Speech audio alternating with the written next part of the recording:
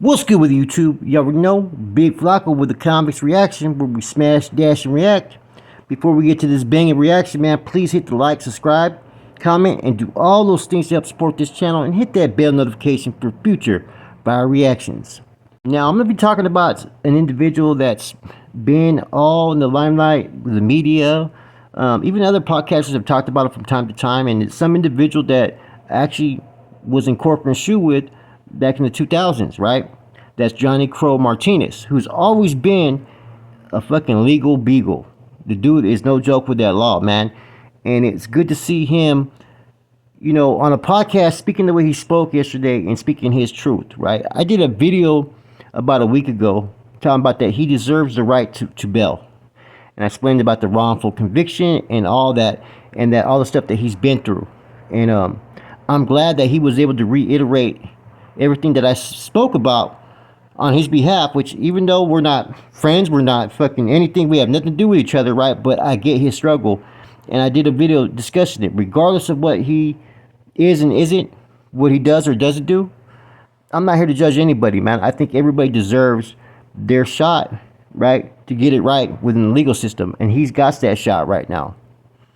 Now, he touched on a couple things, right? One such thing rang bells to me, right? And that was that they're trying him again for a case that he already beat in the state. Now, I don't know if he went to trial on that one or if it was thrown out, but he did beat a state case that they couldn't convict him of. And now they're bringing that into the feds, he says. He went on to use some of the cases that have been indictments under the RICO Act, right?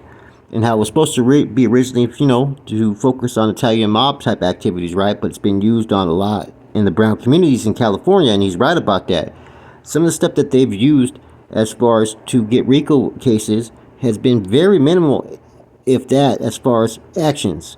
And these federal agents and law enforcement know some of these charges that they put on certain individuals don't stick, but they still do it anyways. Now imagine being locked up 30 years, over 30 years, for a crime that you didn't commit. He does seem like he's in good spirits, has a good attitude, and he's ready to take the fight for the people, And what I mean by people, I mean everybody in California that faces injustice. Now, his mom, wonderful woman, strong woman right there, man. She's been through this since he's been locked up, and I think that, she's been his biggest advocate.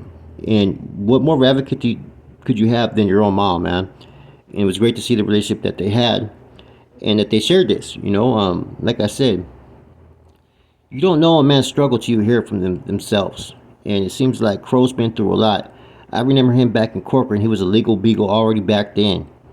Been put in some situations I'm not going to discuss throughout his prison stay, to where they've tried to do everything to get him either crossed up by his own people or to get hurt by other groups. These are 100% facts, and I don't believe they were coincidences. I believe that these were straight staged on purpose. I personally feel that doing that much time he's been down for a wrongful conviction, that any charges that arrived during his stay, during all this time he's done, should be vacated.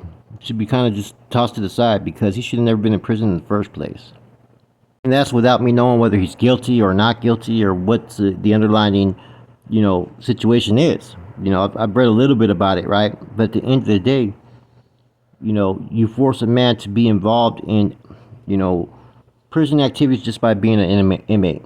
Having to go to prison for something that you didn't do, you're going to have to do what you have to do from time to time. And I'm not saying he's done anything, but he should have never been there, and that's just the bottom line, and that's the only way I can look at this case. Now, some people are going to say, well, he's been accused of this and that, and all that is allegedly, right? First and foremost. Second of all, the county in which some of these crimes were allegedly committed has a whole fucking long record of doing some scandalous stuff in the DA's office, the prosecutor's office, the judicial system, as well as law enforcement, as well as how they were gathering information, right? That's already been proven and upheld in courts. They were doing a lot of scandalous shit over there. So, if you tell me to trust what the system's saying that he allegedly had done, he's already been found not guilty on those situations. Case tossed to the side. So how am I going to believe it now because it's being tried in the federal courts? I can't. It's just not enough there for me personally.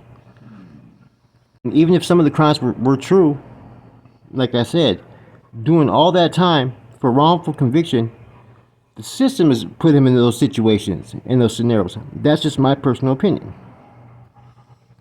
And see, whether you like the man, respect the man, it doesn't matter. The work that he's putting in legally, it affects everybody, whether you're active, inactive, white, black, Mexican, Asian, it doesn't matter. What he is able to achieve legally is going to impact all. That's something that you guys always got to recognize, man. You can't always root against people because they're in opposition or you just don't like them. If he gets victory in these current cases that he's been fighting, man, that's going to go a long ways in helping a lot of individuals. So in a lot of my videos, I really try not to be biased. I try to be a straight shooter as far as what I believe and what I think. And, you know, he touched on a lot of key things, man. And the potential for double jeopardy is there because I remember it was like the O.J. Simpson case, right? He was found not guilty in trial. They couldn't get him any further criminally, right, as far as in the state. But they did get him on a civil trial.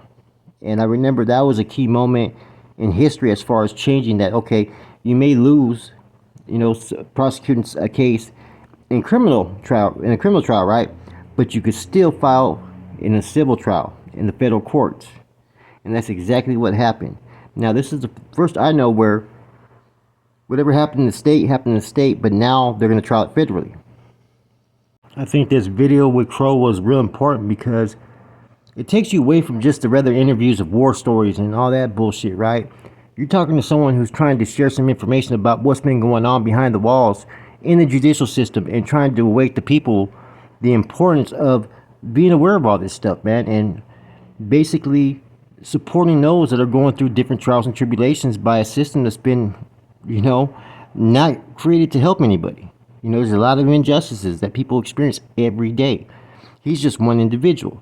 But he's one individual with a, I guess you could say, a golden palabra. His word is his word. People are going to respect it. So I'm glad that he came on and spoke on what he spoke on. I've said this before. Identifying problems that we face is one thing, but finding solutions is a whole different page. And a lot of channels don't do that. A lot of things today is all cheese, man. It's all about exposing or talking shit about somebody. You don't get like some in-depth conversations about things that could help the community, which is what's needed. You know, and having him on, I think, was real important because it made people stop and listen. There's a greater evil that's going on behind the walls and in these courts, and it needs to be exposed for what it is. That's what I've always said, right? Don't worry about the messenger, worry about the message. And like I said, there's a lot of stuff that a lot of people, you know, who are content creators who kind of take a step back from engaging in because, hey, there's a lot of people who scrutinize and just want to attack people and whatnot, but there's also a lot of people who, if allowed to do what they need to do, could have an impact, a huge impact. And like I said, I've been doing a little bit more research into people recently when I do these spills on them. Like GB, look at all the stuff GB's been doing in the community, right? Yeah, he gets brought into a you know, an indictment that he's not even being arrested under the indictment. He has a probation violation, yet they included him as being one of the 41 arrested. That's the kind of shit that the media does. That's the kind of stuff that the courts do. They try to fuck you. They try to make you look bad. It's all about assassinating your character and make you look a certain way to the public. See, a lot of these news media outlets, either they're plugged in with some type of groups, right? You know, donating or whatnot, or they just want drama. They know it's going to sell. So they'll create their own narrative and push it. Even if the truth is in their face, they'll still push a different narrative. Overall, that's what this whole Crow interview kind of reminded me of, man. And like I said, listen to it. Pay attention to what he's saying because all this stuff affects every one of you out there. Whether you have a family member doing time or you're doing time yourself, right? There's a lot of game that he's spitting. That's real shit. True facts. And with that said, before you judge others, look at yourself in the mirror. Judge that person. With that said, it's your boy Flacco, Comics Reaction. I'm out.